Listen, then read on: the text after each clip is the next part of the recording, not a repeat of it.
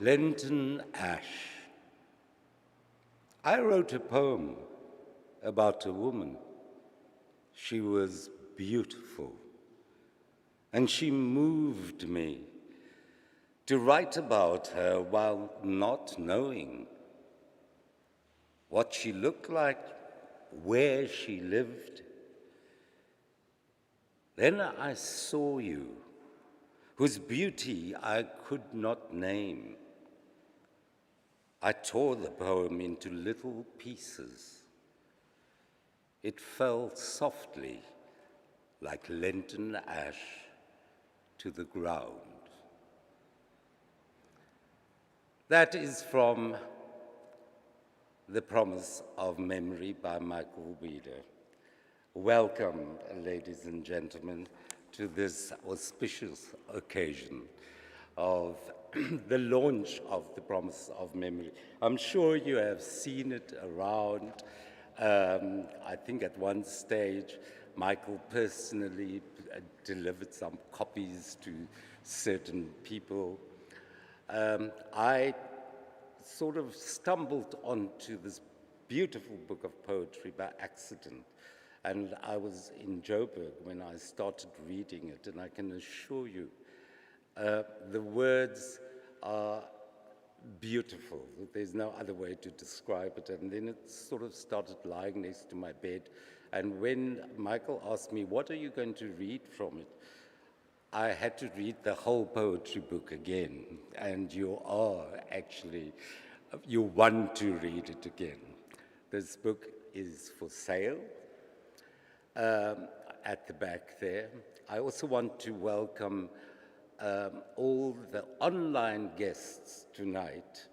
I know you watching from your homes, not only locally, but those international visitors who could not come because we have discovered, please note, discovered a new variant. It does not belong to us. So what a pity you couldn't make it, because apparently your countries won't allow you back in. But the virus could very much, or the variant could have originated in your country. So what a pity you can't share with us tonight. But welcome, watching it online. Let's get the house rules out of the way. Please, the bathrooms and toilets are through this door across the courtyard, and you will find them in the corner there. And the other route is through the back doors, also to your left as you approach the doors at the back. Please, can I ask for all cell phones to be on silent, because they do interfere with our radio mics. Yes, I like the fact that you are searching for your cell phone just to make sure, so please make sure that we don't get a cell phone going off during the proceeding. And then last but not least, I want to extend a special welcome to our honored guest, Mrs. Blanche Laguma. She is celebrating her 94th birthday today, and she is right here with us.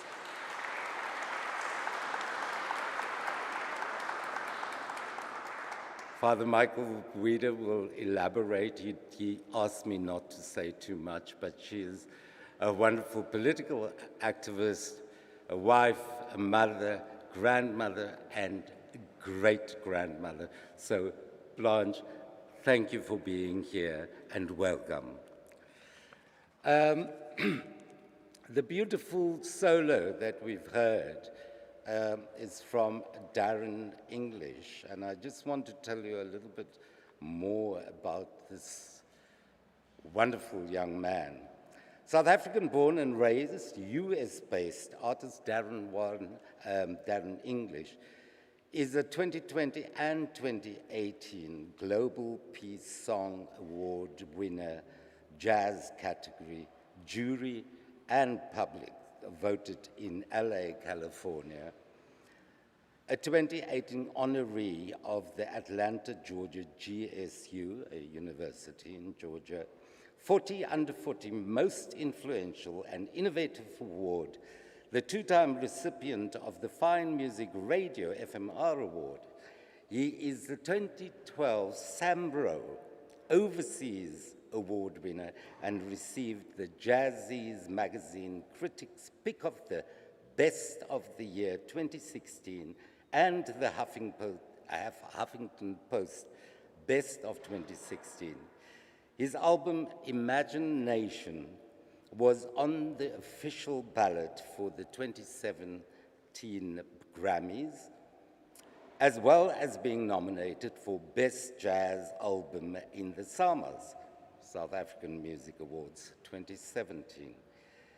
English also holds the title of being the first student in the history of the University of Cape Town to be awarded and achieved 100% full scores in both his honors recitals in 2012.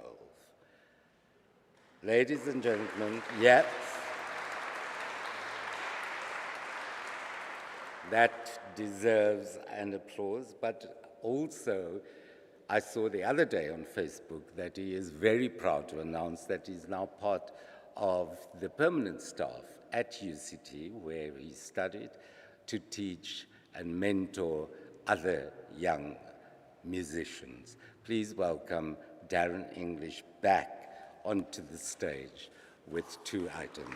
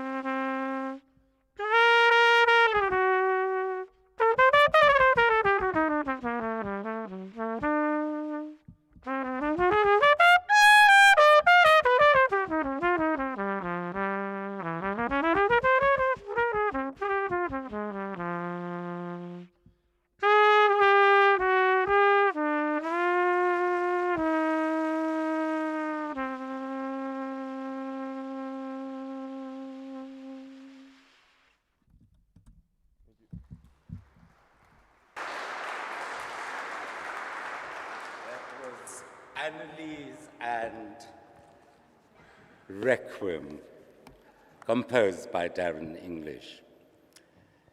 Ladies and gentlemen, our next reader is a legend.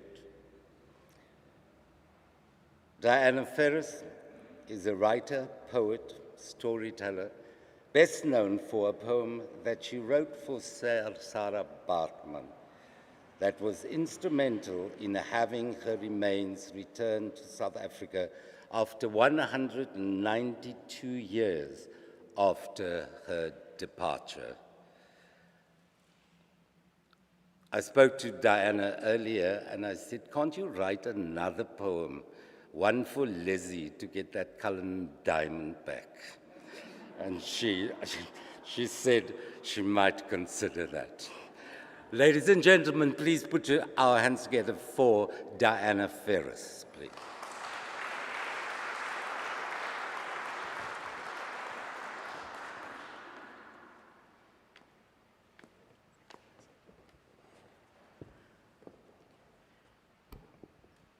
I better not use this podium. No, small, short, coy girl. What a sight to behold for the love of poetry, and for the love of a great poet, and for the love of a great dame, Miss Laguma. Thank you for being here, and happy birthday. It says on the program I'm going to read one poem, but I will be reading two. O sisters of the land, and for all those who were told, "Julle het nie hare nie."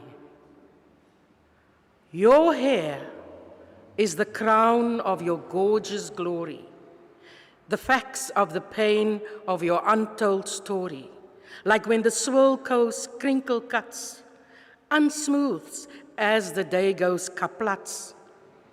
And that afro, hou dit so honey brown, or nama blonde, but wear your crown as the queen of Bontas, princess of the Chachis.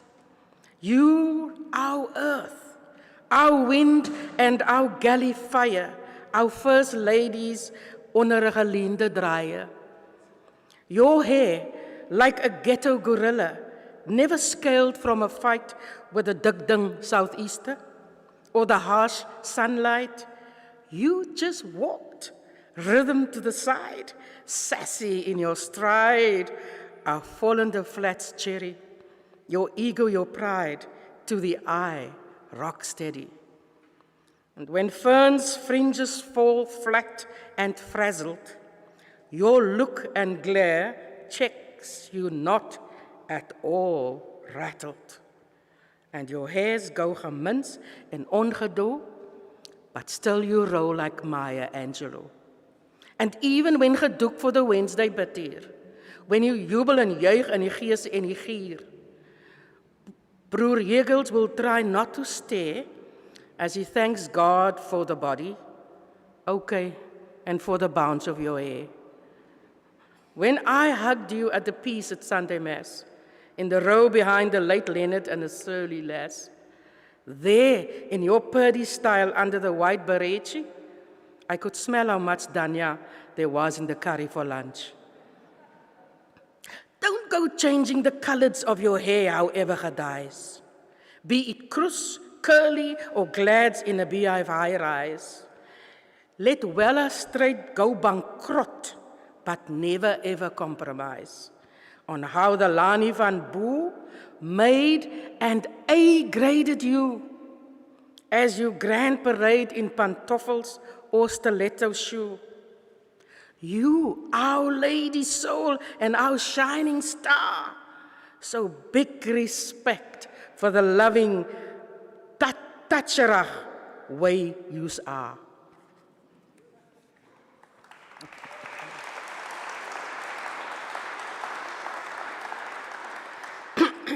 Sorry. In the name of all, you ain't gonna know me, because you think you know me. Mongezi Feza. Think again when you look at me. Masala hued, ebony dark, or all peaches and cream, and then dare decree, he's not an African. Think of your myth about my easy road to freedom, defined by my role, my loose-limbed, raucous jit in the newest carnival of the city where I was loved into being. Think again when you write my story and edit my essence as a footnote in a chapter of the Book of Apartheid. Listen, when you hear the lilt of my patois, as I answer to Mariam, Francina, or Sean, and then sneer or sympathize, they have no culture. Have you seen me praise dance on laughing Sunday streets, or in the green shade of the sad trees at Gate 9 at Maitland Cemetery? Think of this. When ensconced in your West Coast cottage, snuggled in the fire-locked warmth of a weekend retreat on the lower slopes of the Langeberg, or when gazing down the bejeweled beauty of the bay from the Cape Quartered heights of Loder Street that once was my home. that I am of the first stewards of this southern distance. I am of those who danced the worship's third step on the slopes of a Wurikama, blessed in the light of the new moon. I am the unsung Umkhonto who raised spear without caution against the Viceroy de Almeida and his marauding marines. My body a shield for my children, flesh of my flesh and of my colonial martyred bones. And when you see me marooned on the waterlogged Cape Flats in Manenberg and in Langa, Bokmakiri and Nyanga, garrisoned by poverty and the lies of history, then listen in the dark of dawn for the voice that calls you to yourself. It sings of the greatness of God and of the truth that all land and all people are not to be owned, that the goodness of the earth is to be shared as a sign and measure of God's love. Maybe then, if you fall to your knees in gratitude for the truth about your acquisition of my enslaved flesh and labor indentured to your prosperity, you may learn something of the African you are. And then, may your thoughts guide you home to a new beginning. Thank you.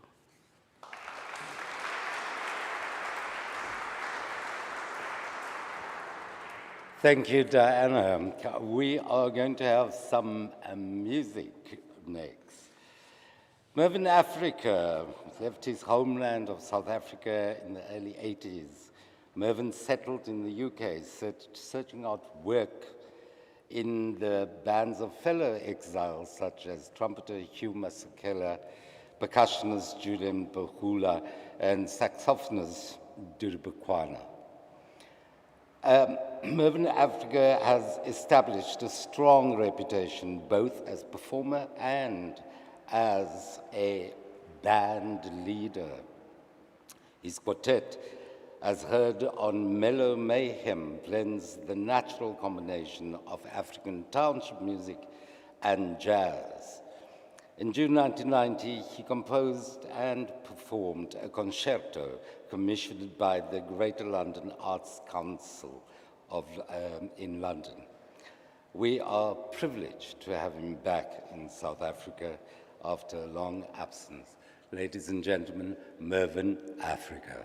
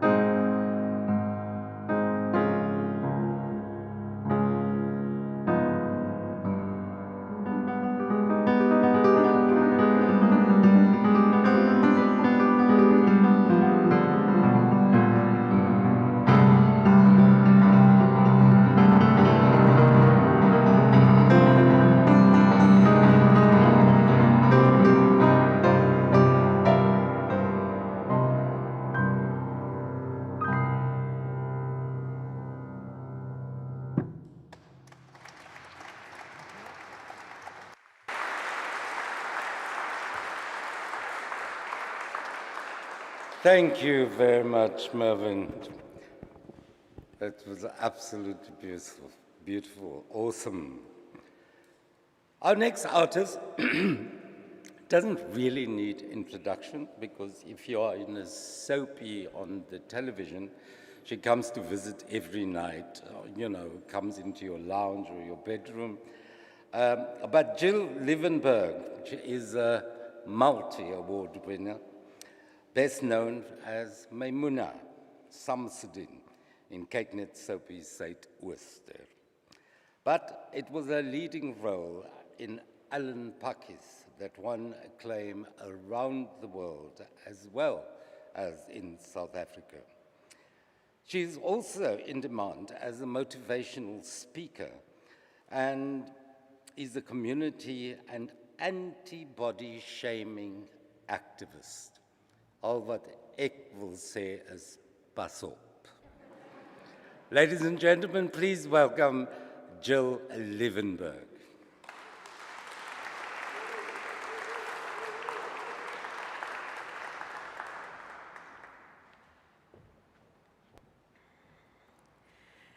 Good evening, everyone. It is indeed an honor to be here tonight, celebrating poetry and the launch of this wonderful new book. First up is one of my favorites.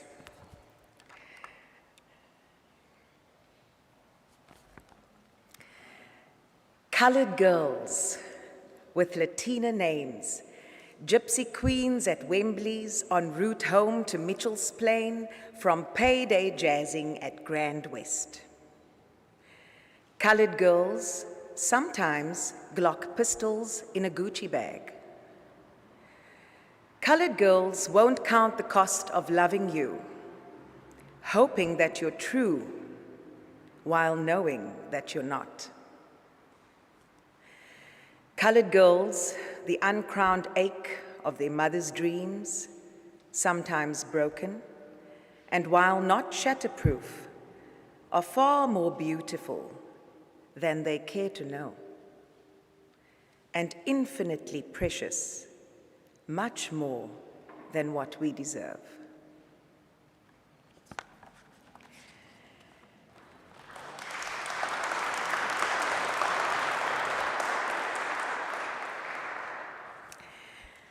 The next poem that I've chosen speaks about Michael's relationship with his father, who was in essence, was not present in his life. When I first read this poem, I was moved to tears.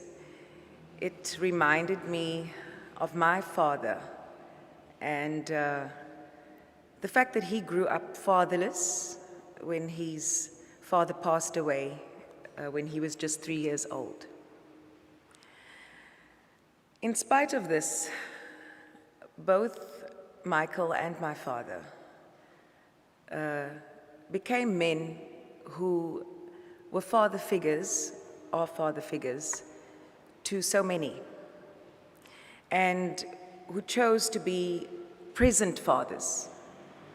So this poem for me is also about men who have broken cycles. My father being a wonderful father until just 2 years ago when he passed away. And also, reminded me of the fact that they both have this incredible relationship with the Almighty Father. So this poem is an ode to Father Michael, to my father, and to their fathers.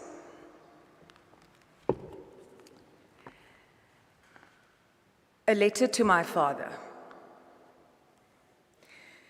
Whether I called you Dad or Daddy, I do not know. I do not remember ever your voice say my name.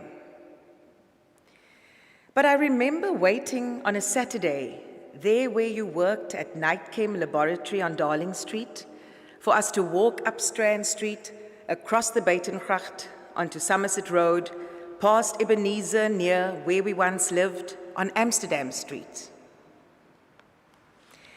Then watching you, goalkeeper for Burnsdale, your team on Greenpoint Common, my sadness at the sight of your mortality, stud-marked bruises on your dark skin.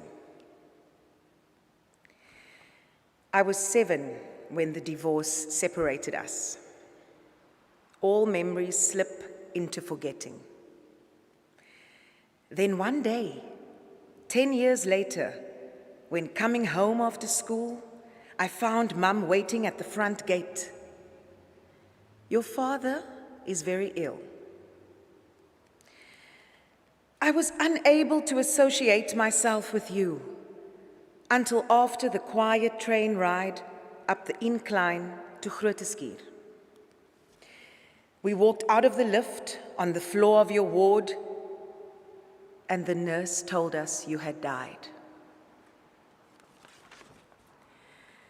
The relief that I need not face the fear of not recognizing you, my father.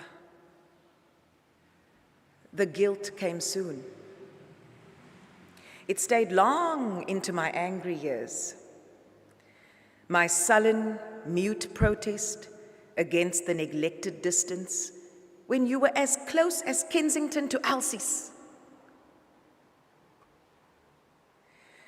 And the night at Koinonia, as the mist lay low in the valley of 1,000 hills, awakening from a tear-wet dream by a voice that said, I am the father of the fatherless.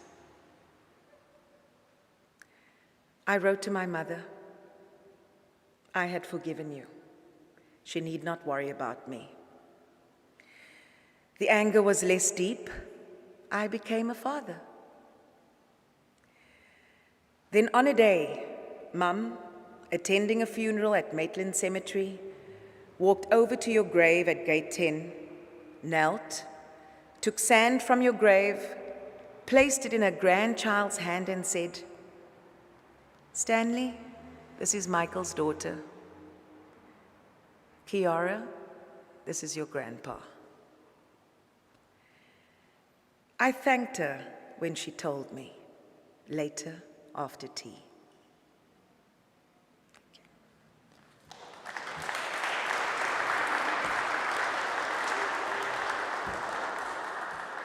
Thank you, Jill.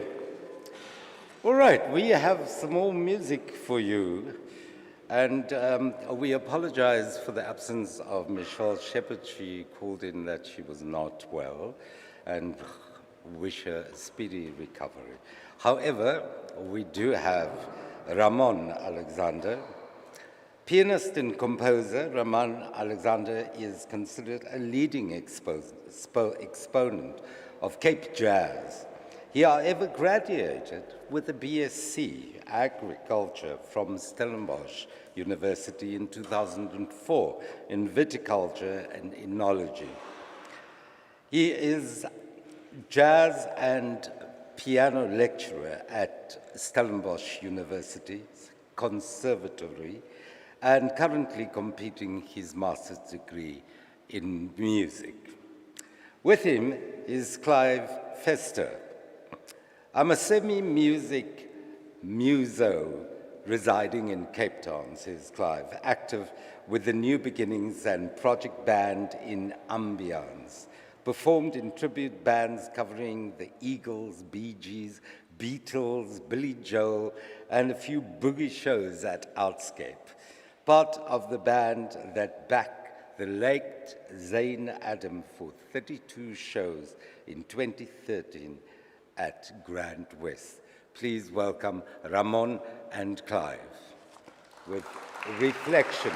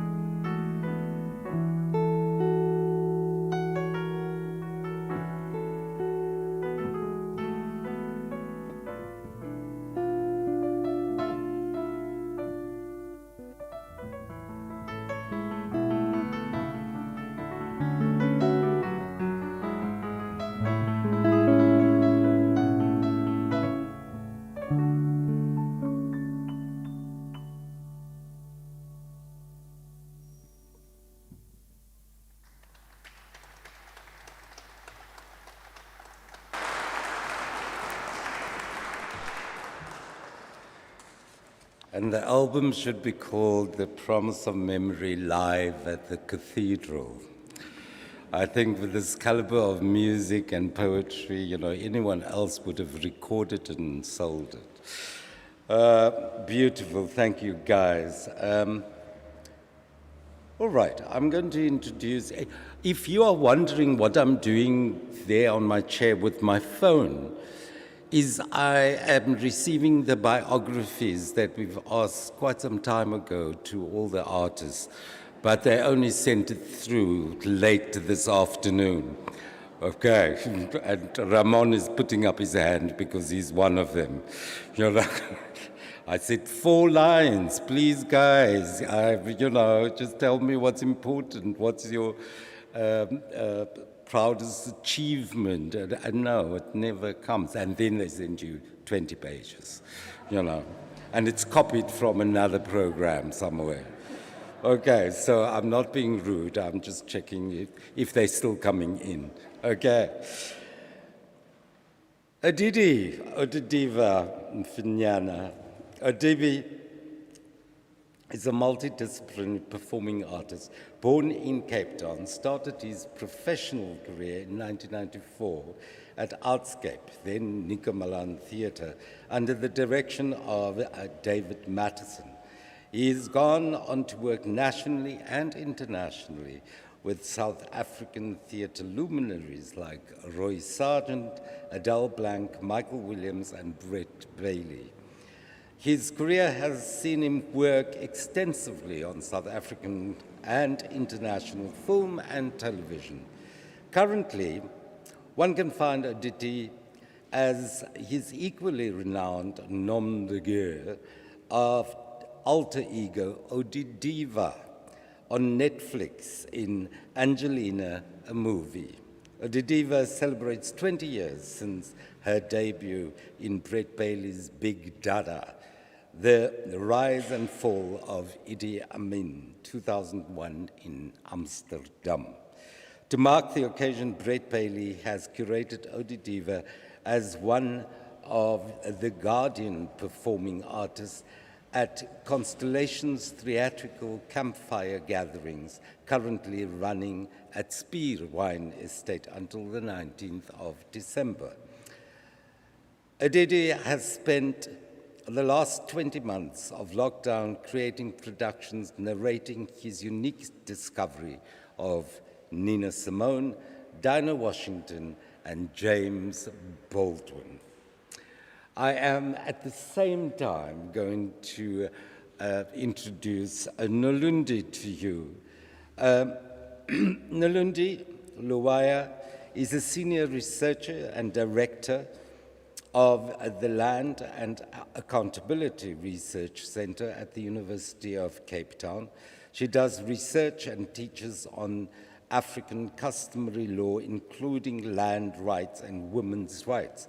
She has a BA, LLB, and LLM from UCT. Also, please accept my apologies. That means she was very late. Please welcome Odidi and Nolundi. Thank you.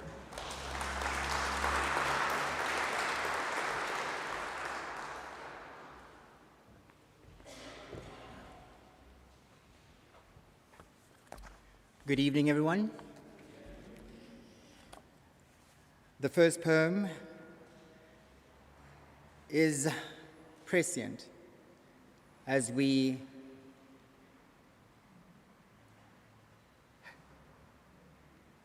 remember and as we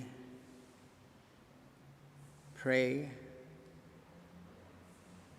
during these 16 days of activism.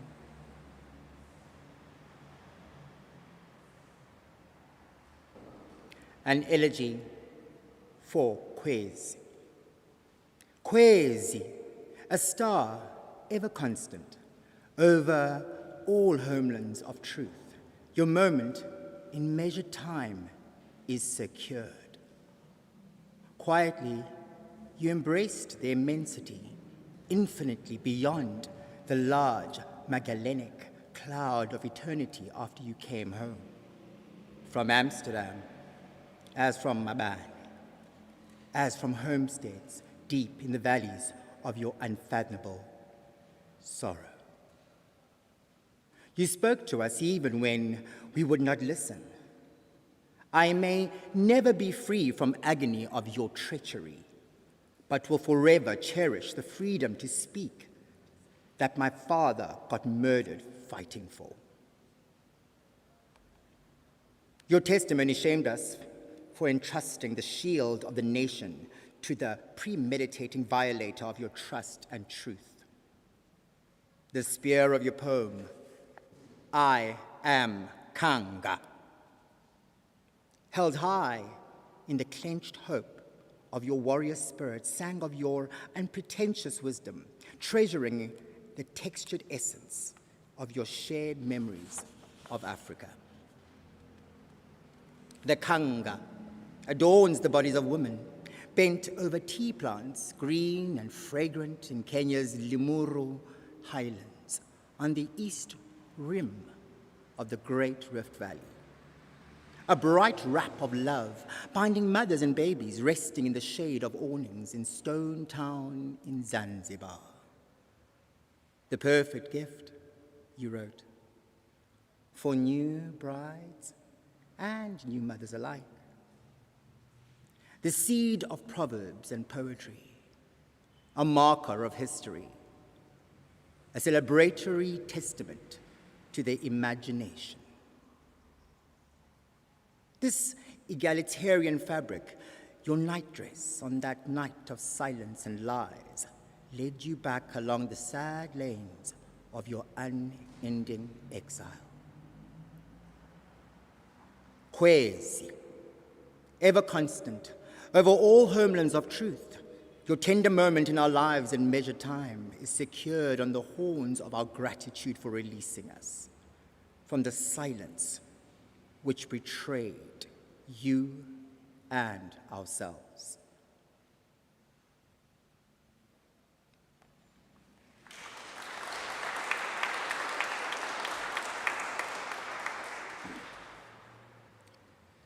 Well, this deals with another issue that is mostly a problem that is happening in Europe at the moment. No, it's not natural gas.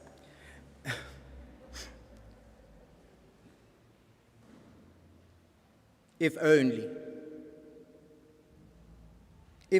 we had asked Jan van Riebeeck for his clearance certificate, the purpose of his visit.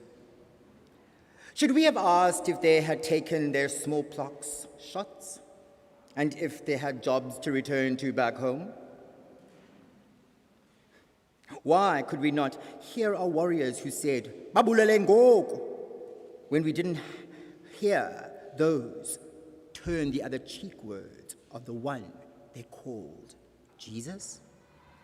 So many questions unasked, such as their disease positivity, their skills set, and level of literacy.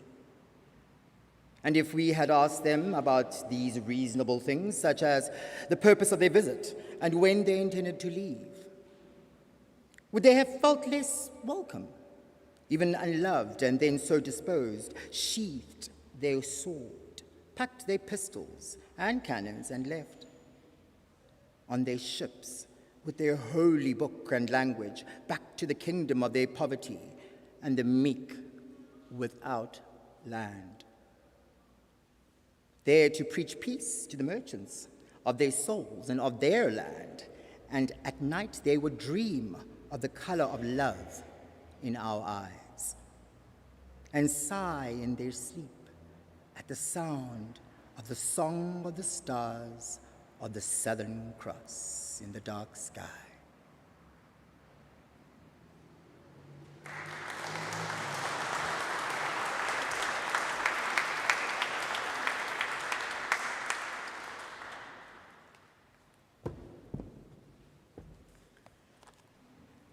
Molweni nonke. I also suffer from the heights deficiency. Mfundisi, I wanted to start with a thank you to you for including me amongst the people who have the joy of giving expression to your work. I've chosen 2 poems this evening. The first is entitled Batkos Colored by History, and I chose it because it's such a feast for all of the senses, and I hope that I'll be able to convey that.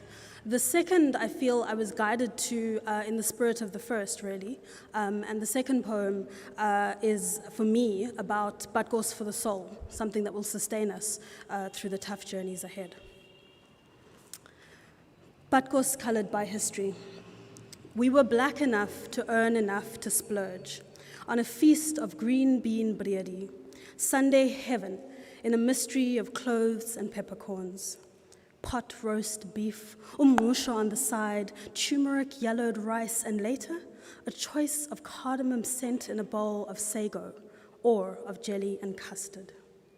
The happy certainty on a Monday of leftover lamb, unbaked bread, red with beetroot salad, or the belly comfort of pants and puikis, curried salt in a history of runaways, to the walkaways at Auntie Macy's 50th wedding anniversary batir, where it was so well with our souls that we never gave thought to who we were, in the lull of the skuinsleer between the long, late lunch and afternoon tea, the heavy chain of time dragging through the thickening concrete of last night's babalas.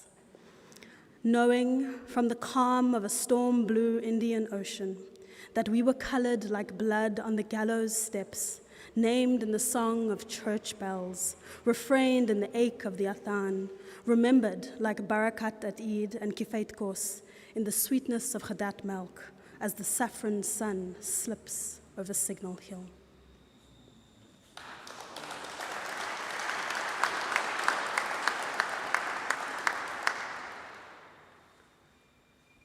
For the beauty of it all. On bent knee, we show love of self and of others. On bent knee, we recast the cross of Calvary in how Black lives matter. Here, we witness to the greatness of love, seeding our faith at the barricades of justice for all, for the Black and brown La Raza of the world. Here, the mustard-like seed of love powers the world being born from the terror and the shame of history. A world groaning, breaking forth from the struggle to breathe, to love unfettered, to live the fulfillment of God's longing for heaven on earth. Here, we bend the knee of our heart with the LGBTQ+ community, and out of love for all God's children denied in whatever way the fullness of the beauty of life. Here, we rise, beloved, unshackling the weight of history.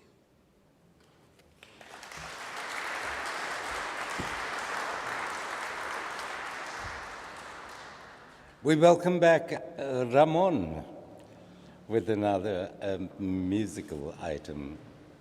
Thanks, Ramon.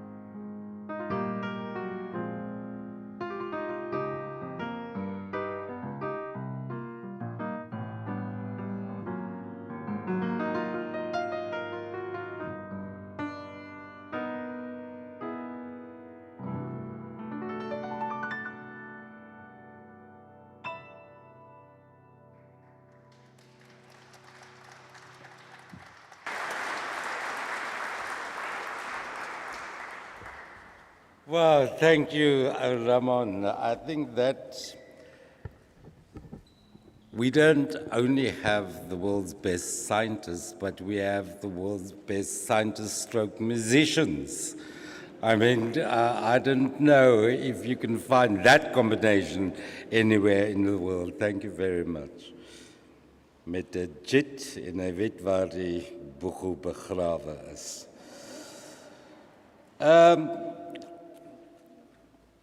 Our next reader I met as a flamenco dancer extraordinaire when he was a very young man. He still has the legs. I just don't know whether he can kick them that high. He is Fahim Stellenboom, who is the marketing manager at the Baxter Theatre. And he is also a foodie of note, we have recently discovered. And he's the organizer-in-chief of this particular event. Ladies and gentlemen, please welcome Fahim Stellenboom and welcome back Jill Lievenberg. Thank you.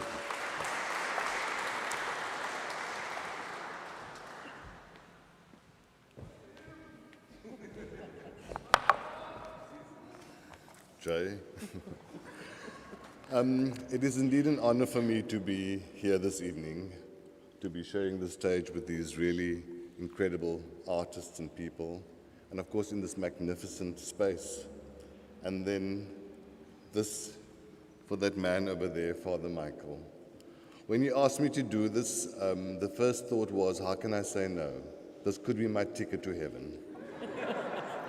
To say my ja, and well, here I am. And of course, also to be sharing this stage with Jill Lievenberg, who I've known since she was 14 years old. I was 12 at the time. And Keku Lake say no. I've decided to read, or I'm going to read 3 poems. And I chose them because each one of them had the word promise in them, and that appealed to me. They also have a melancholy with that promise of whatever it is for us as readers and for us as at what point we go through various things. So it really resonated strongly with me. The first one is The Dance of Falling Stars, and of course this is dedicated to Edel Dyers, the late Edel Dyers, our Cape Town jazz, or Cape jazz and Laguma legend. So it's almost a double honor to be reading this as well. My people, our poets are few. Our warriors lie unnamed, unsung beneath the weight of rocks and fynbos-covered battlefields. My people, our Guma griots sound our songs, known only by the stars and the blood-soaked moons that trace our tears, shades our sighs of sadness as it keens over the burial ground of lies dug from the myths of history. My people, ours is the promise of the endless deserts, the dark clouds lush with rain, and the seeds of crushed wild fig trees. Behold our beauty, my people, even in the dance of falling stars.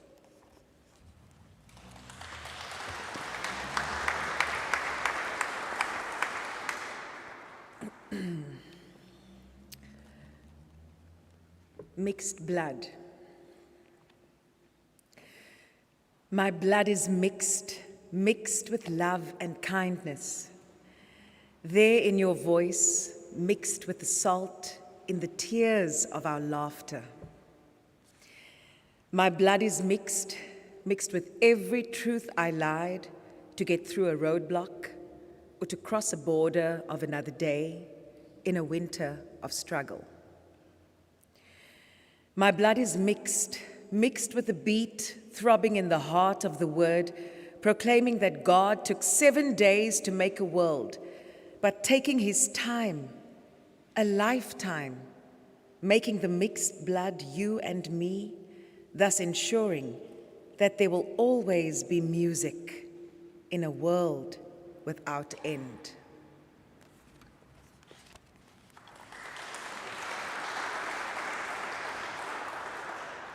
We decided to jazz it up a little bit. The second poem I'm going to read is called Promise. The warm, soft light, shadows, a quiet longing for friends we won't see for a while, beyond the ache and dust of memory. And then the last one that I'm going to read is called The Blue Sky. For those who did nothing, for those who gave everything. The tree I planted with fervid seeds provides no shade for my children. The house I built on, the ruins of hope, stands empty. And you whom I loved and who loved me with a yearning heart, now look beyond my outstretched hand and see only the eyes of the stranger who scorned the promise of the tree, the dreams of our longing, the work of our day, and our simple faith in the blessings of the blue sky.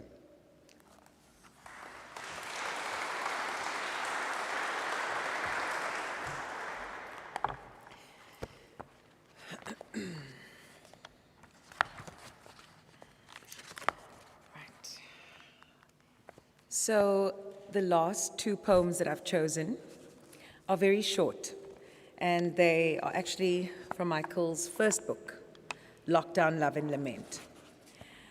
The first one is, for me, just a reflection on the state that we South African women find ourselves in this country. And I've chosen it because we are in the 16 days of activism again. And I feel like, yeah, we need to do better together. The second one is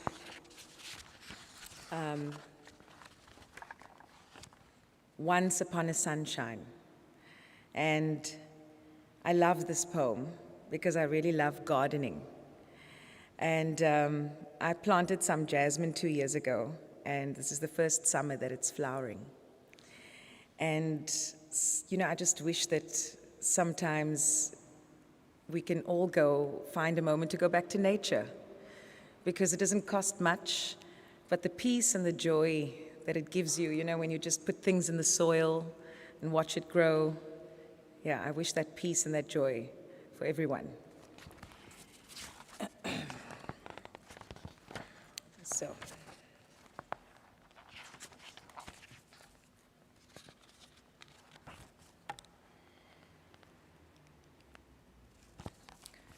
half the sky.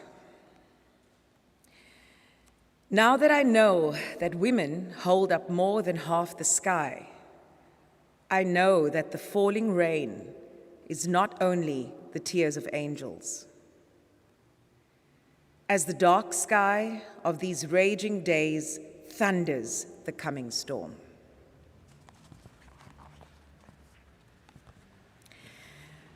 Once upon a sunshine. Look upon a flower opening to the sun, blessing in its warm dance of color. The eye which sees from the heart, which longs for all who do not know the joy of flowers opening to the sun. Thank you.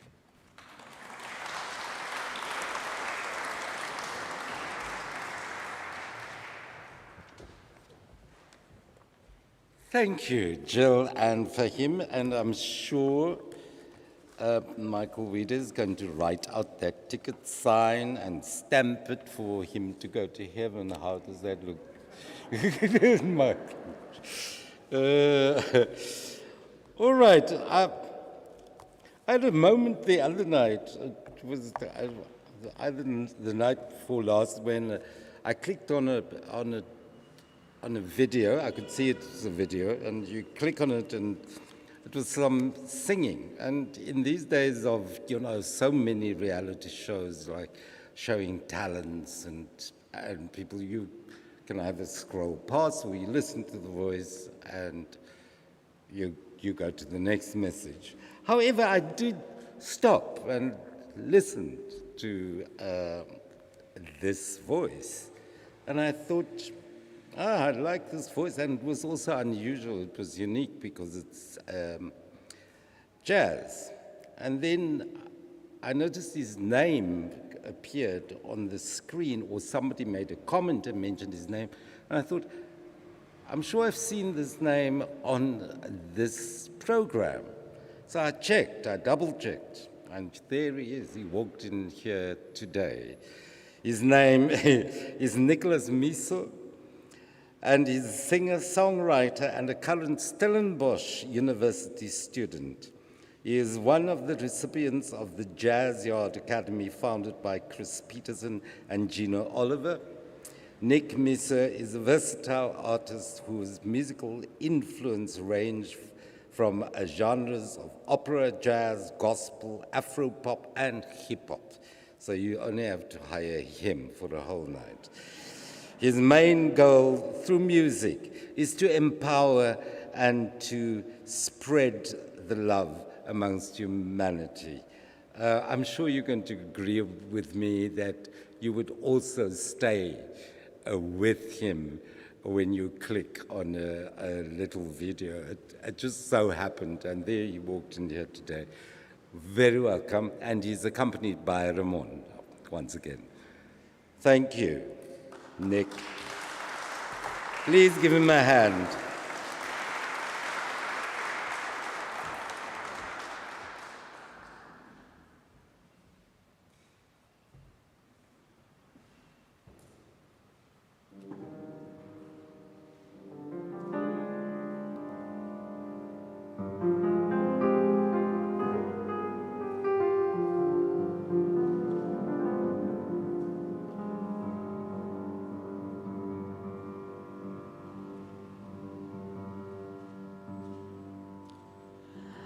I think about the life I live, a figure made of clay, and think about the things I lost, the things I gave away. And when I'm in a certain mood, I search the house and look. One night I found these magic words in a magic book. Throw it away, you can throw it away. Give your love, live your life each and every day. And keep your hands wide open, let the sun shine through, 'cause you can never lose a thing if it belongs to you.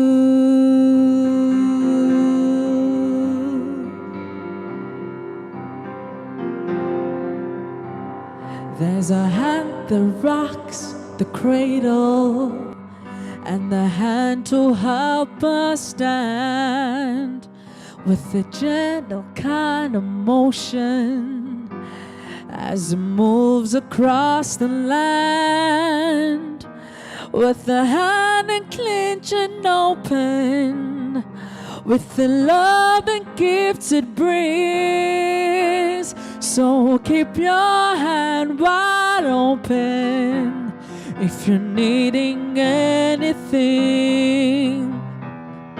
Throw it away, you can throw it away. Give your love, live your life each and every day. And keep your hands wide open, let the sun shine through, 'cause you can never lose a thing if it belongs to you. Yeah.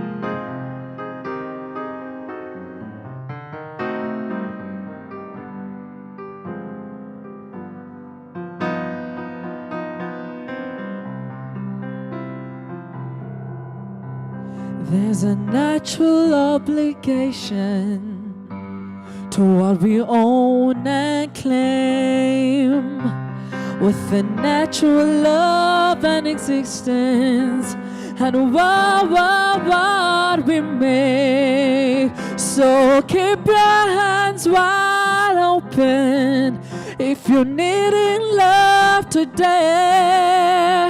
So can you never lose a thing if it belongs to you?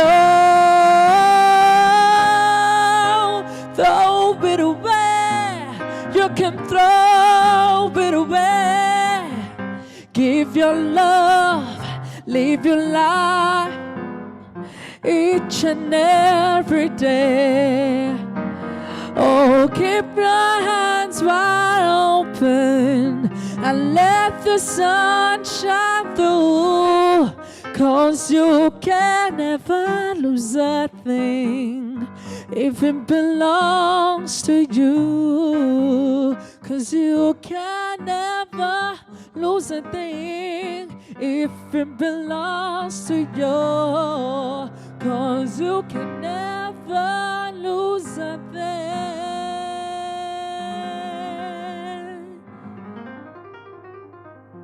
if it belongs to you.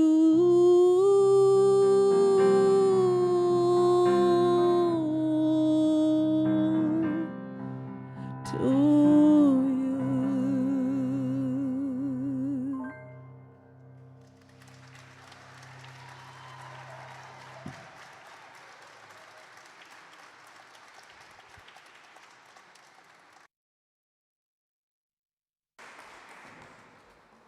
I didn't lie, hey?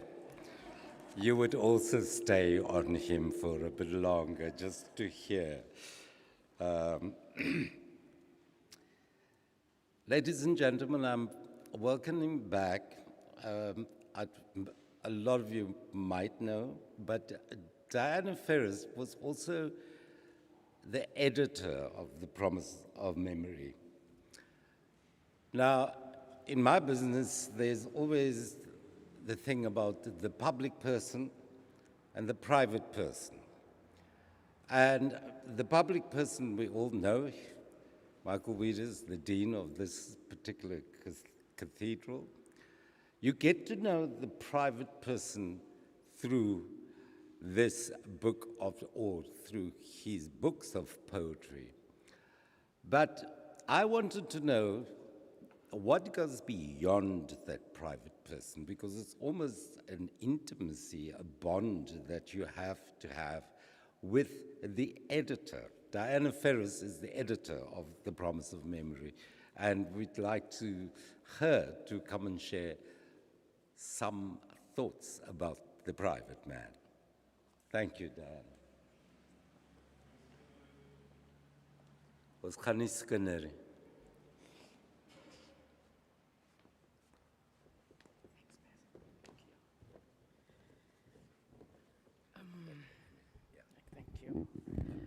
Thank you, Basil.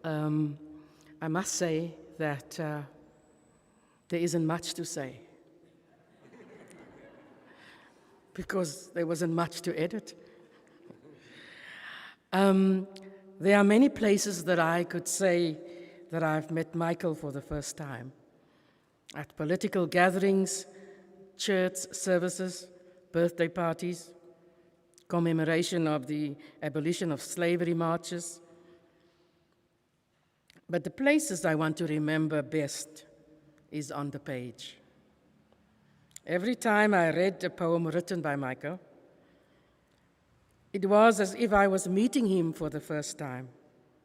His work is so authentic, so true to his kom vandaan, that I have to stop each time after reading to take a breath. And then his writing is so diverse, covers so many topics. I sometimes have to whisper to myself, as dit die predikant wat so skryf? I think from all his poems, the one that shook me to the core was the letter that he wrote to his father. I cannot forget that little boy with a longing heart, with the aching questions. That poem forced me to become a little girl again and write to my father. I was quite happy when Michael's publisher, Rose Francis, asked me to edit his collection. In truth, I was happy because I know I was going to work for money, little work. There was not a lot of editing to be done. It was a beautiful experience to engage with Michael's work. I did not know where to touch, to say, here, there. Ladies and gentlemen, I present to you esteemed writer, poet, storyteller, Michael Wieder.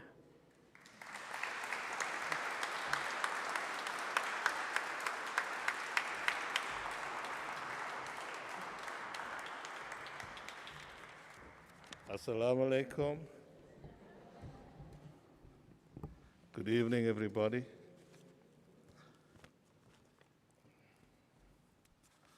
Comrade Blanche, and all others who have come from very far. There's one fellow that even came as far from as Scarborough, the Arbor Eland. But I won't mention his name. He's very sensitive about jokes I make about him.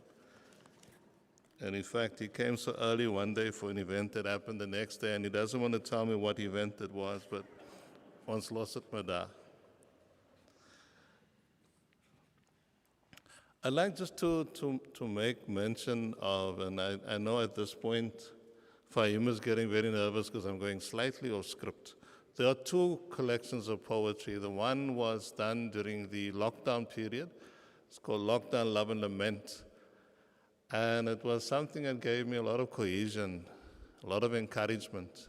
And I'm very grateful for Andre Woodendahl for agreeing to publish it and to coordinate. And it was a learning curve for me. I also appreciated the very warm response when I sent just a small collection of my poetry. And the difference between Lockdown, Love and Lament and the current one, Promise of Memory, is that the first one had reflections on the poems. And it was that, that first, when Uncle Cyril first said, my fellow South Africans, we loved him. And we really believe we're going to do it from Mzansi. 2 weeks, what is 2 weeks? And then, of course, we know what happened then. As the excitement, the patriotism, and then the gloom set in, I was very grateful for a person like Barbara Boswell, a published writer, comes from my neck of the woods, Elsa's River, and she lives in or mom, and she grew up in the place called Matroosfontein, where my mom still lives today. And then the second publication, The Promise of Memory, it's really a collaborative process, and again, I'm thankful for the publisher in this case, Rose Francis, who is the publisher that drives African Perspectives. And she is a very clearly committed Pan-Africanist. And Rose, without hesitation, agreed to publish my poems. I've never met her before, and I still haven't met her other than just long telephone conversations and emails, and then also via Facebook. And the nature of writing to publishers is very demoralizing. I remember, I wish I'd kept some of the very sarky responses. We do not accept unsolicited work. How am I going to ever have my work published if I don't toss it, as an act of faith? But Rose, again, with great warmth and positiveness, agreed. And that's how, again, I linked up with Diana Ferris. And the relationship between myself and Diana is a peculiar one that is kind of negotiated by Facebook, social media, in that there are the other moments that we have met when I first read some of her work, but it's also how Diana is able to animate word with the spirit when there's another dimension when the flat lines of a poem is through a voice. And particularly when she speaks in the Afrikaans of our region, and also often the more formal Afrikaans of the Boland, and yet there's by eie mense hart. An expression that I learned in Ashton Montague, there's a riem onder die hart. It's something that affirms you, that encourages you. And so I often, in the early hours of the morning, was sitting there on the computer, the Atan is coming over from the boek. I live in Oranjezicht. Not for long still, not for long, but I've enjoyed it. And I'm probably going back to Elsa's River, or you never know, where these book sales might go. I might stay, or maybe a little flat in the gardens. But I want to read this poem for Diana. It's called Eina, and it's part of our creolized version of the Kuku language of our forebears. And I make mention also of Trado. Trado was the original name of our people for Salauri Pass. And it was the way of the eland. When the seasons change, when the winter's coming, then the eland would then find its way up onto the higher land there by Caledon and beyond. And so I write this for you, Diana. Jy het nou seker klaar gesien, maar is die eerste keer wat ek nou lees in die cathedral, so en vir die mense op die TV. Dis vir Diana. For Diana Ferris, Eina. A two-syllable knock on the door that opens to where we live, down the road from yesterday. Seeing the dawn light on Trado, the eland's route and trail, guiding us to healing pastures distant from the place where we dance beneath the fullness of the blue, dark moon, singing a song, a prayer, a sigh beyond words. That last line, a sigh beyond words, is often in prayer meetings when something terrible is happening in the community, and then the old people often say, ja, my kind, om te sag is ook om te bid. To sigh is also a prayer, and it's one of the most basic aspects of popular theology and piety that has helped me, and it's found its way into this poem. And then lastly, it is also the 94th birthday of Blanche Laguma. And it is wonderful that someone whose life had been so dedicated to liberation, her birthday is also celebrated on the day before Emancipation Day. And in the pre-lockdown years, on Emancipation Day Eve, like tonight, we would gather, largely an initiative driven by the District 6 Museum and a smaller group of us from the Prestwick Place Project. I see Lucian Lagrange, the other 50% of our committee is also here. And Emancipation Day, my generation in the 80s, we were trying to understand why would colored people sell themselves so through the ballot box to the National Party? What was it? The people that we saw so firmly rallying, literally and otherwise, behind the United Democratic Front, and by association, we assumed that they aligned themselves also with our African National Congress. We thought that, and we were perplexed. It was myself, Vernie Peterson, Derek Marco, Ryland Fisher, and Trevor Oosterweg, David Abrams, and others.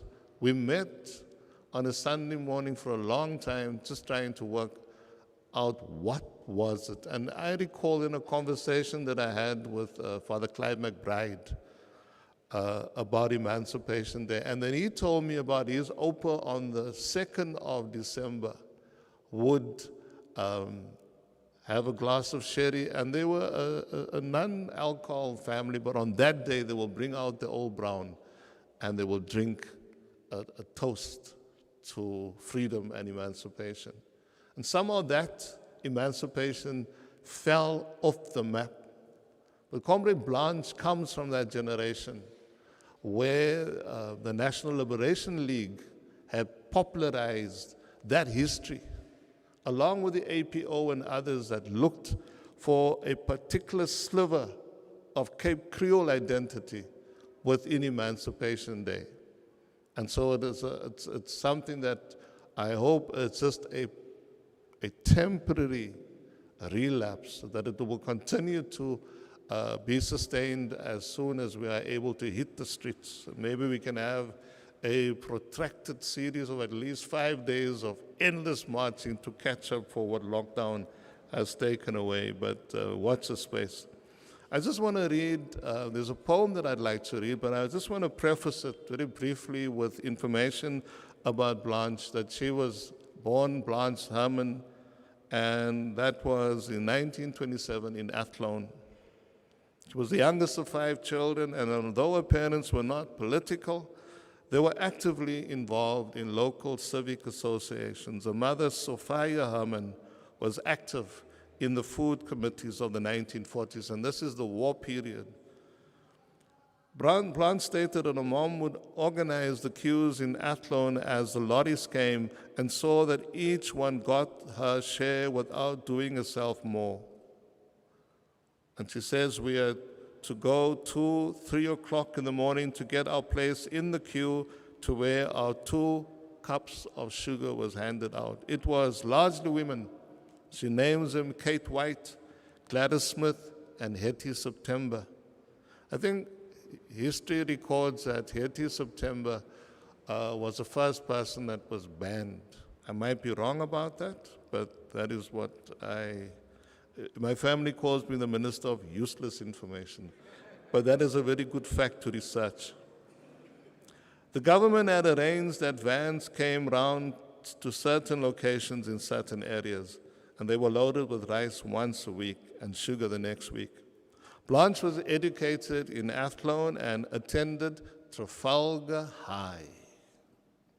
Her fellow students included Alex Laguma, who shared political interests with Blanche's brother. And during the 1940s, she began to attend Communist Party of South Africa, later renamed the SACP. And these meetings were in Athlone, where the activist James Laguma, her future father-in-law, spoke. She soon started to distribute party literature according to Alex Laguma at the branch, as they were, and I quote, proud of her because she sold lots of party literature and could be relied upon to do a good job of work. And then there's a bit of a history at St. Monica's maternity home. It was the first institution in Cape Town where colored women could train as nurses. And here she specialized as a midwife. She said, and I quote, "I couldn't go for a longer course. I finished quickly so I could help augment the income at home. It was a tough time that we were going through." She then, in 1954, marries the tall, lanky writer, poet Alex Laguma, with whom she had 2 children, Eugene and Bartholomew. And she became increasingly active within the Federation of South African Women and within the underground Communist Party that was later banned. At that time, Alex was an organizer in the Colored People's Congress, and Blanche was the family breadwinner. According to Alex, and I quote, "She was one of the most popular and well-liked midwives in the district where we lived and was kept busy all the time. But she always found time for political work among women," end of quote. Then it goes on how in 1957, the year I was born, in response to the Nursing Act, and I would encourage you to find all that wonderful information also on that great source of archival mystery and history, the Google. In 1966, Alex and Blanche went into exile, traveled to the United Kingdom where she started to work as a midwife, then as a sister in the City of London maternity home, and then between 1970 and 1977, she was a manager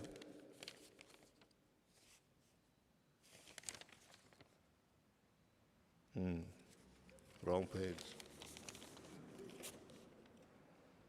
Anyway, it was a solidarity office in London, and then eventually, comrades Blanche and Alex ends up being the representative of the African National Congress in Cuba, and that is where her beloved passed on in October of 1985.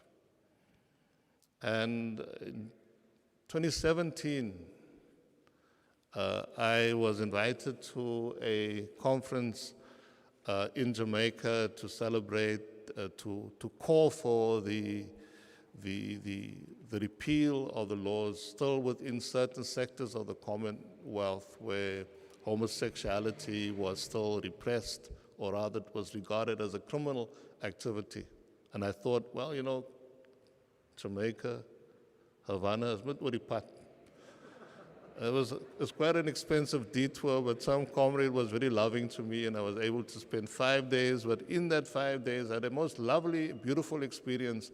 The Dean of Havana and his wife, who were hosting me, asked me, if there's one thing that you'd like to do in the short week that you are here, what would you like to do? I said, I would like to go and visit the grave of Alex Laguma. And they had never heard of Alex Laguma. And when I told them who he was, the dean's wife, whose name, I'm sorry to say, I've forgotten, but she just, her presence was flooded with pride because her brother had fought in Angola. And she said, her brother seldom spoke about it, but as a family and himself, there was a great pride for Cubans who acted in solidarity with their African associated forebears in Angola. And we went to the grave of Alex Laguma, and the morning of our departure, this lady was in a garden picking flowers to take to a grave of a man she'd only had heard about the night before. And we arrived at the cemetery, and the dean got into an argument when he couldn't find the clerk at the office there. Wasn't very helpful, and he said, "Eso muy importante, compañero." And I said, we'd come back another day. And we did find the graveyard. So I want to read to you, before we invite Blanche to come forward to receive a little small Nyana thing. If I was in Cuba today, you would find me at the Cementerio de Cristobal Colonat, at the grave of Alex Laguma.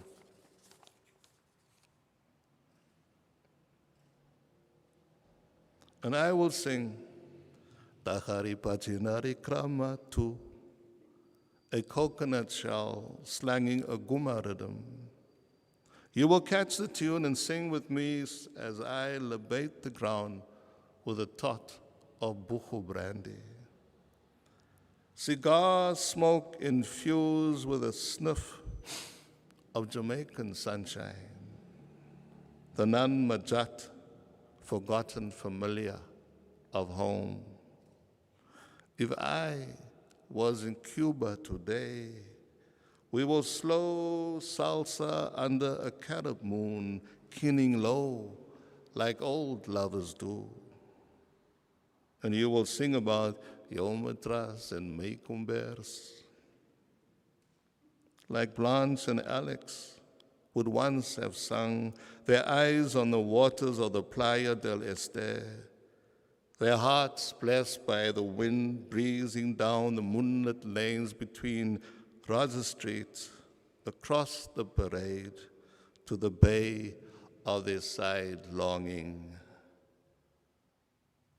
If I was in Cuba today, I would stand at your grave, Uncle Alex, and to say that we have not forgotten you and your words that led us through the fog and beyond the night of draconian ghosts to where we walk the days of freedom. Thank you.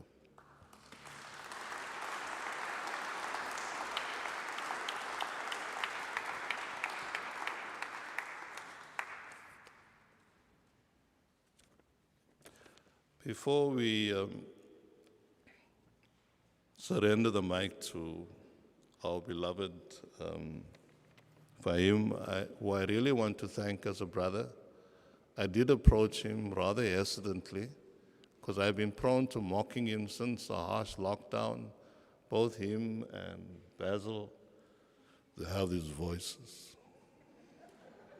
And I remember waking up on Saturday morning and this voice, Fahim talking to Sarah Jane King, and I just heard him say, well, Sarah Jane, this is not my morning voice. I said, well, if ever there was a word called hubris. But they both have got very gorgeous voices, and they were complimenting each other the other day about their deep voices. Maar nou, Fahim, ek het nou so lekker gepraat. Jy moet nou maar sê, waar gaan ons nou? Okay, I read the poem, and then Jill Lievenberg.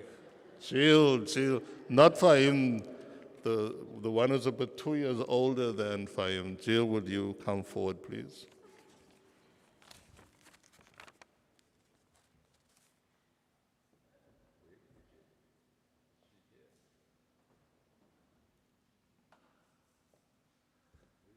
I think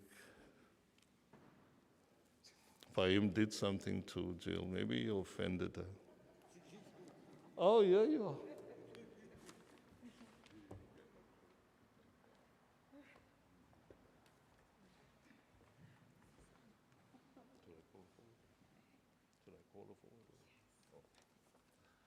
I'm just going to bring forward the guest of honor.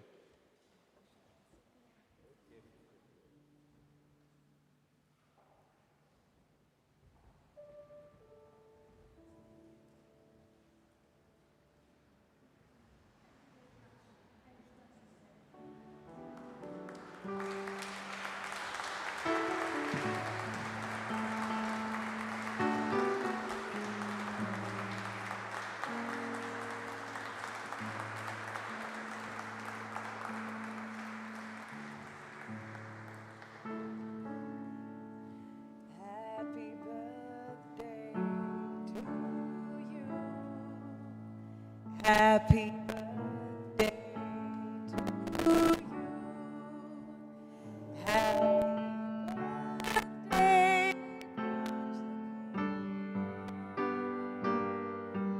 Happy birthday to you. Please join. Please stand and join me.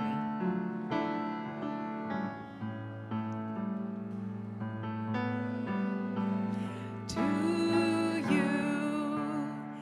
Happy birthday, Blanche Laguma. Happy birthday to you.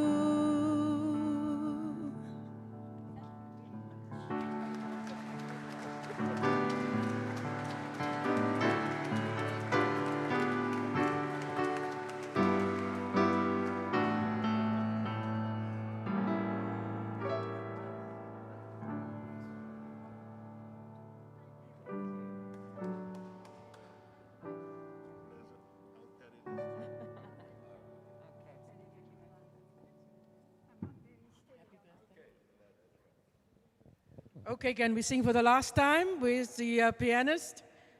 Happy birthday again. Can you please, we want to sing again. It's a joyful occasion. Okay. God bless you.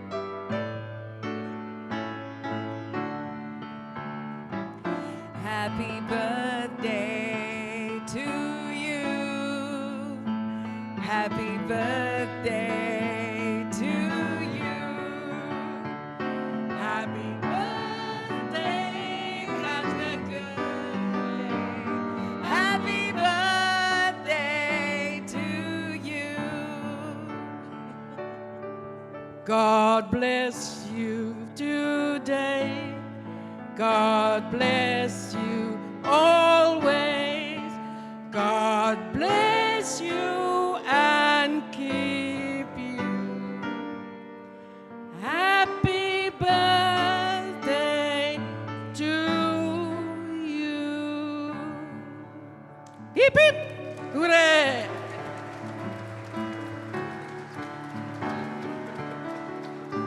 Would you please be seated?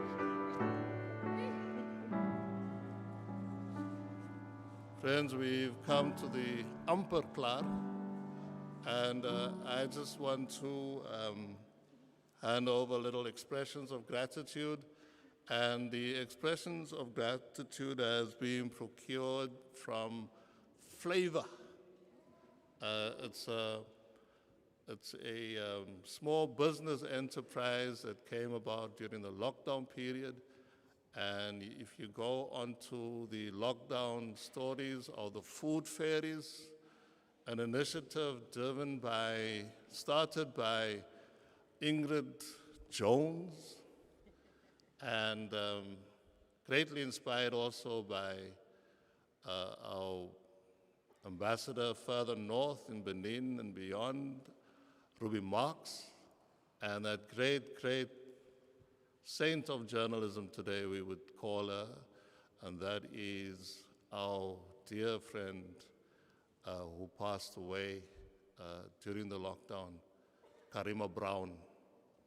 And so we celebrate in these gatherings that initiative that has galvanized so many people in these bleak times and has kind of reaffirmed the way we are constructed and the way we are composed as a community. And it's an initiative of Natasha Saido, who today is also accompanied by her daughter Imam.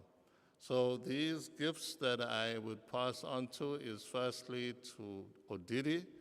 Odiri is a parishioner here, and he came up for his birthday the other Sunday, and in true opportunistic fashion, I say, "Dear always was a performer." So he agreed. So, brother, all yours.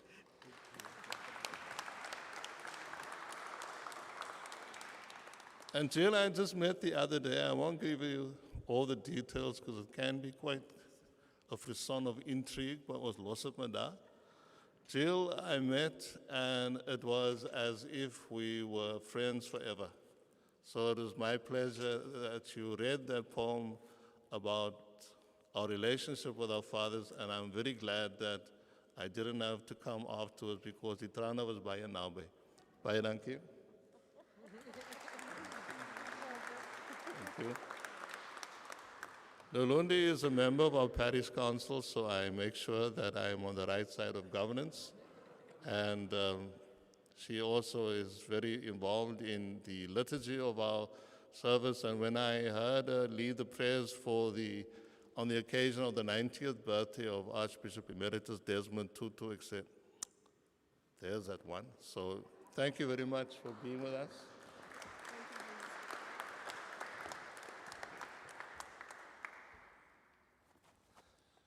Basil, we've heard his voice, Basil, and I've known of Basil for many years, and I was very cautious about approaching him because he seemed rather aloof in a very stylish, charming, curmudgeon-like way, but it wasn't so. He was so nice, and I'm very glad to say that he is a friend of mine. I met him one night at one of the events at the District 6 Museum, and I went to him, and that time he was writing a column for the Argus, and he looked at me and he said, "Jaisu Kasturina." And he was so right. He was so right, but I never came to the point where I could gossip about him. I don't know what that voice would do to me. So, my broer, baie dankie. Thank you. And then Ramon, I gave this to you in a collective capacity because with that stunning vocalist doing that, ek het nie woorde nie, but the link between Ramon and it's more or less, I've been committing myself to many a times attending an occasion that he's playing his wonderful jazz. But you know, he's from Mamre, no? From Mamre. And he has a rich association with that Moravian settlement that was populated by our Khoisan forebears before the Dutch came. And he also has an association with Lowe's Farm, which was the first training site for members of Umkhonto weSizwe, where people like Luke Smart and Dudley and Dennis Goldberg, and I think Paulo Jordan, but I've said something like that before, and he just gave me a look. And I am a very delicate person. I believe I Paulo Jordan look rainy. But my bro, thank you for your music and for being with us at very short notice.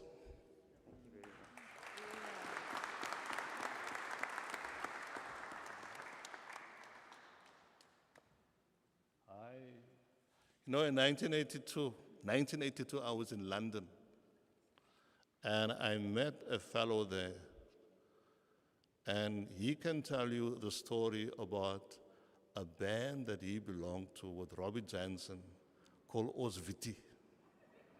There's very, very different versions of Osviti, but Mervyn has a eie versions. So let's stick to Mervyn's version.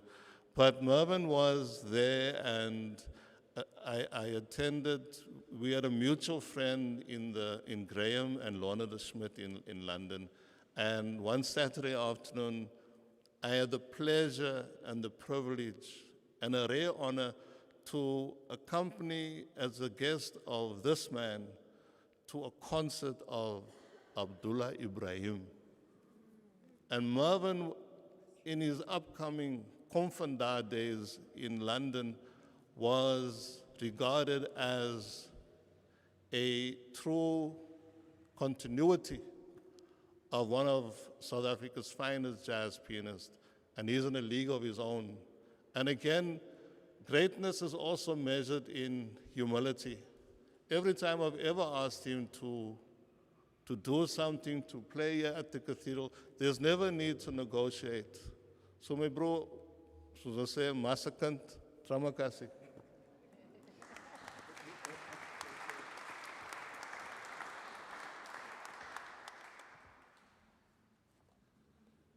going to get a few sarcastic remarks from him when all this is over because his biceps is being tested. One of the persons that is not here tonight is also a parishioner, and in the pre-lockdown days, he used to sit there on that left-hand side, Michelle Shepherd, and she was the first person that I approached in terms of getting the music together. Unfortunately, due to some incident that affected her health, she is not able to be here, and she sent in her apologies. But I know, hopefully, you are watching, Michelle. Thank you always for your willingness to participate in the way that you do. And sometimes in your au contraire manier, but that's the way you roll, so thank you very much. And I'm going to ask Nolundi if you can accept it just on, it's not like the Oscars, no? So please.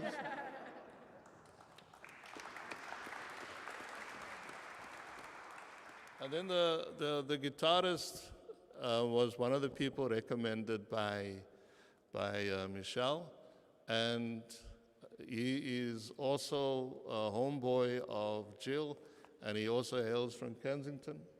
Clive first on guitar, and the other day he said to me, Trevor Manuel was his best man. Wie kan I say? So thank you, my brother.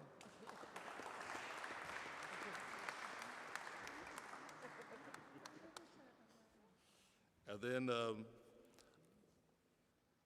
I'm not looking who doesn't have a box. And so the Oscar this year goes to Diana Ferris.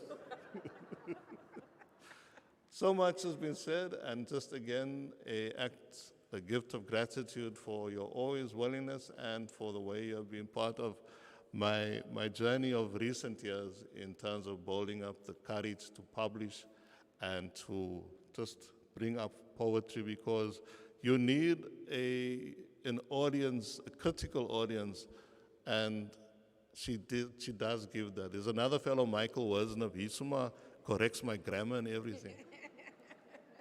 Thank you very much. Thank you.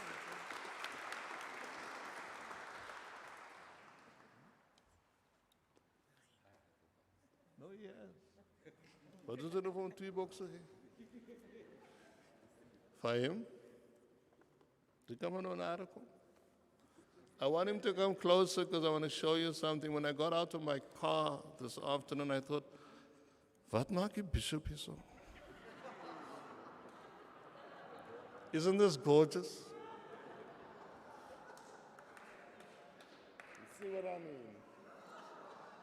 You know, he is if the commander-in-chief of the food ferries is Ingrid Jones, then the supreme commander and Commodore on his own, a Lionel Richie in the making. Our brother Fahim, baie dankie vir die.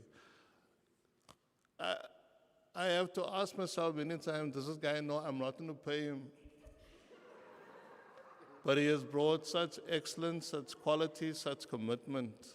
I'm very pleased to regard him as my brother, and also the Spanish have their own particular way of understanding comrade. They say compañero, and it's the root is pan, bread.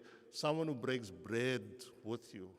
This man is my compañero in this particular art of sharing, of creating, of organizing. You have been wonderful, and I really thank you very much.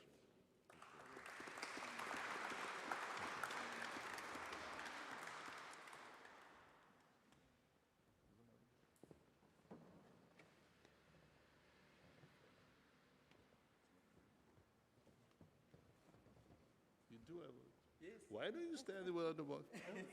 You know, I did say, my brother Ramon, that you accepting it, but Osem was altijd, dat is altijd barakat. So, thank you very much.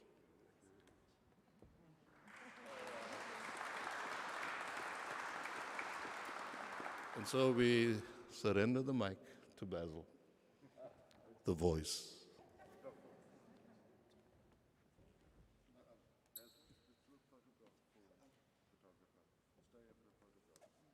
Okay. All right, we're going to do a photograph. Where's the cameraman? He's over there. Oh, okay. Oh, Oh, there too. oh, must we put the other one? Can't we do it afterwards? Should we go to him? Yeah, we'll do it afterwards.